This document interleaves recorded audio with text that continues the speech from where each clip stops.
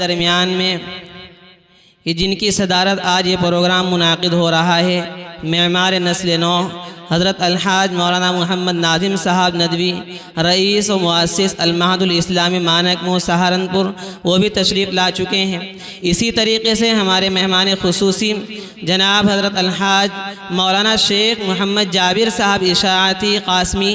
امام و خطیب اور مفسر قرآن، جامع مسجد رئیس پیٹ،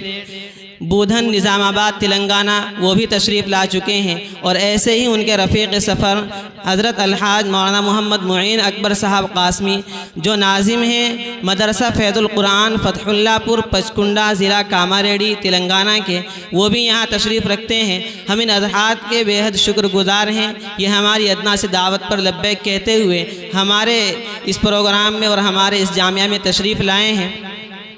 اب میں اپنے اس پروگرام کو اور آگے بڑھاتے ہوئے تقریر ہی کے لیے دعوت دیتا ہوں جامعہ ہاضہ کے ایک طالب علم، یہ بھی وہ طالب علم ہیں، انہوں نے بھی امسال شعبہ دارالتعلیم و تدریب و دعویٰ سے فراغت کی ہے اور ائمہ کا کورس جو ہے وہ انہوں نے مکمل کیا ہے۔ جناب قاری محمد احمد صاحب ابن قاری محمد ذوالفہم صاحب پہاڑ پوری، وہ آئیں اور اپنی تقریر پیش فرمائیں۔